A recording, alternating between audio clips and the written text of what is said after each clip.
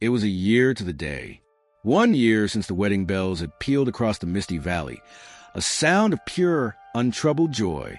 1 year since Margaret Holloway, radiant in lace and silk, had vanished without a trace, leaving behind only a groom drowning in confusion and a town choked with whispers. Now, on the anniversary of that happy, cursed day, a groundskeeper made his way to the old, abandoned chapel on the Holloway estate, the one they said was haunted by the sorrows of generations past. The air was cold, thick with the smell of damp earth and rotting leaves. But another scent hung beneath it, something cloying, sweet, and deeply wrong. He pushed open the heavy oak doors, and there, slumped before the altar where she had sworn her vows, was Margaret, still in her wedding dress, now a tattered, mud-stained shroud. Her form was a testament to a year lost to the elements. She had returned, just as the legends were told the lonely spirits of the valley always do. But she had not returned alive. The past is filled with echoes like these, stories that refuse to be forgotten, etched into the very soil we walk upon. If you are drawn to the real, chilling, and often tragic events of history, take a moment to subscribe and follow our journey into the shadows of what was. The autumn of 1889 broke across the Holloway estate, not with a fierce dawn, but with a gentle sigh of mist and silver light. It was a morning suspended in time, the air tasting of wood smoke and damp soil, the great oaks standing as silent, ancient witnesses. Inside the manor, where the floors were polished to a mirror shine, and the air was thick with the scent of beeswax and late-blooming roses, Margaret Holloway stood before a looking glass. Her reflection was a portrait of fragile, determined hope, framed in the ivory lace of a wedding dress that had been her mother's. The world outside her window was one of immense privilege and rigid expectation, but in this room, there was only the quiet, thrumming anticipation of a life about to truly begin.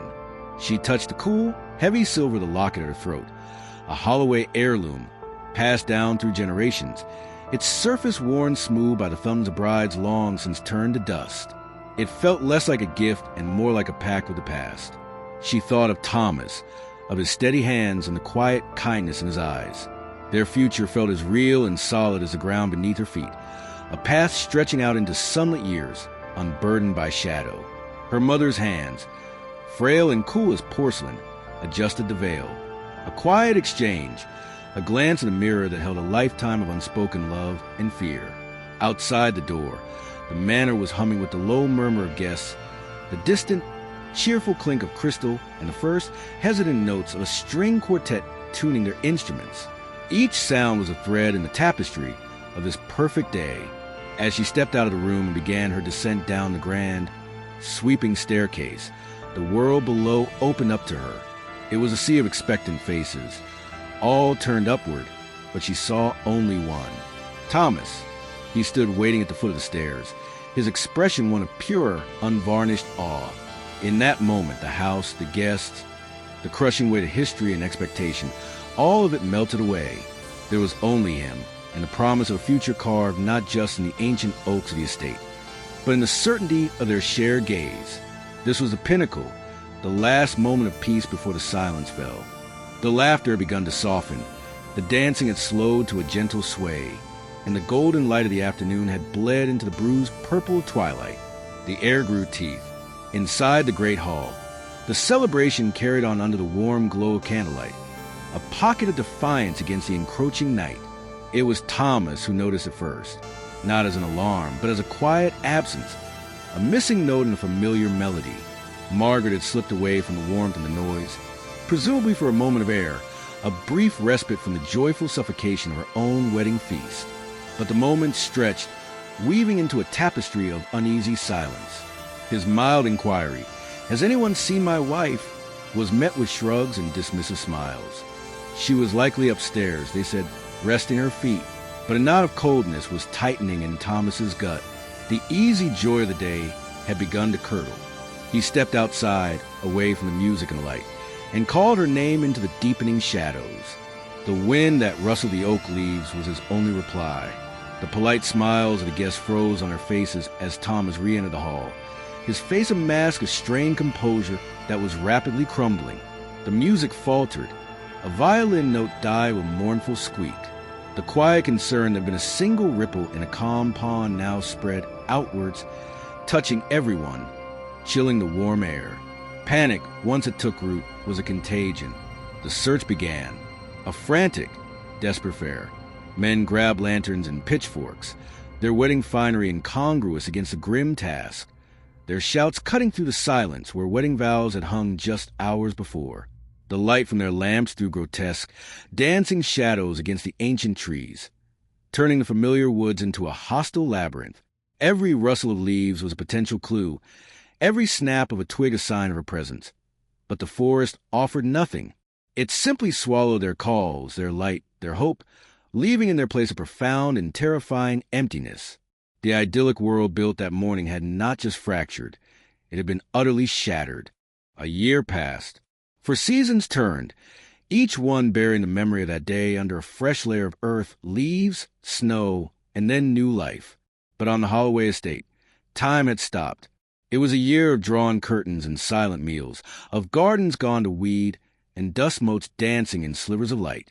Hope, a resilient thing, had finally withered and died, its ashes scattered by the cold winds of resignation.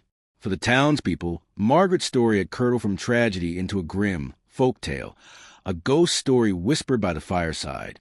The husband, Thomas, was no longer just a grieving widower. In the dark corners of the public imagination, grief had soured into suspicion, and he became a man living under a permanent cloud. And now, the anniversary had arrived, a day of quiet, morbid remembrance.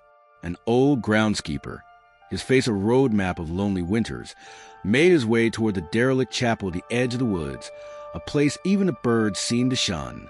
The air hung still and heavy, carrying the familiar scent of decay, but beneath it there was something else, a faint, sweet, cloying rot that didn't belong to the forest. The heavy oak door groaned open on rusted hinges, a sound like a drawn-out moan, protesting the intrusion. The light that pierced the gloom was weak, filtered through a thick coat of grime on the stained glass windows, and it fell upon a scene of impossible horror. There, slumped before the altar as if in silent prayer, was Margaret. She was still in her wedding dress. The fine lace was now a tattered, brown-edged shroud, clinging to a form that was barely human. The silk was stained with a year of mud and rain, and tangled in her hair were twigs and bits of dried leaves. It was a grotesque mockery of the bride who had stood there a year ago, her face luminous with joy. Nature had embraced her, slowly, methodically, reclaiming the life that had been stolen. The mystery of her whereabouts was finally over, a question answered with the most brutal finality. But as the groundskeeper stood frozen in the doorway, the scream dying in his throat, a much darker question began to take its place. She had returned, but she had not returned alone. Death had followed her to the altar. The wheels of justice, whether they turned rightly or wrongly, eventually ground to a halt. But the story was far from over. In the decades that followed, the Holloway name, once synonymous with wealth and respectability, became a cautionary tale whispered in hushed tones. The great manor, with its grand staircase and silent rooms, fell into a slow, elegant decay, mirroring the family's own decline. It was no longer a home, but a monument to sorrow. The grounds became overgrown. The windows stared out like vacant eyes, and the chapel where Margaret was found was left to the mercy of the elements, its stone crumbling like a forgotten tombstone. The story of the lost bride detached itself from the facts of the case and drifted into the realm of folklore. She became the valley's own ghost, a sorrowful specter in a tattered wedding dress, forever wandering the woods where her life had been so brutally cut short. The tragedy was no longer about a woman named Margaret. It was about the eternal bride, a chilling embodiment of love betrayed and promises broken by the grave. The truth of what happened that autumn night in 1889 was buried, first under suspicion and then under the slow, heavy soil of time. Thomas Holloway, whether a monster or a victim, faded from history, his own life a footnote to his wife's spectacular end. All that remained was the myth. Lovers on lonely roads would swear they saw a flicker of white lace in the trees, a fleeting glimpse of a woman waiting for a groom who would never arrive. Children were warned not to venture near the old Holloway lands after dark, lest the weeping bride claim them for her own. Her tragedy became her immortality. She was no longer Margaret Holloway, a woman of flesh and blood who had loved and hoped and dreamed. She was a permanent fixture of the valley's soul, an echo of sorrow carved into the landscape itself, a chilling reminder that the deepest wounds are not those left in the earth, but those etched into memory, destined to be retold until the end of time. The news of Margaret's discovery did not bring closure. It unleashed a fever. The quiet grief that had settled over the valley like a shroud was burned away by a more volatile emotion, a hunger for vengeance. A body, so horrifically left at the altar, was not just a tragedy. It was a deliberate, mocking act, and a community steeped in fear required a villain. Slowly, almost imperceptibly at first, the whispers that followed Thomas Holloway for a year began to coalesce into a single, damning accusation. The town's collective gaze, once filled with pity, now hardened with suspicion. His withdrawn sorrow was reinterpreted as cold indifference, his seclusion as the act of a man hiding a terrible secret. Every fond memory shared by the townspeople was dredged up and re-examined through this new, dark lens, twisted into something sinister. It was far easier, far more comforting, to create a monster in their midst than to face the terrifying possibility that evil could be a faceless, random thing that stalked the woods at dusk. The coroner's inquest became less an investigation and more a piece of public theater, held in a stuffy town hall where every seat was filled with morbidly curious eyes. The science of the time was a blunt instrument, incapable of deciphering the secrets the body held. There was no physical evidence to link Thomas to crime, only the flimsy, circumstantial web of a grieving man who had not grieved in the way the town saw fit. The officials, swayed by the sheer force of public opinion, treated rumor as testimony and suspicion as fact.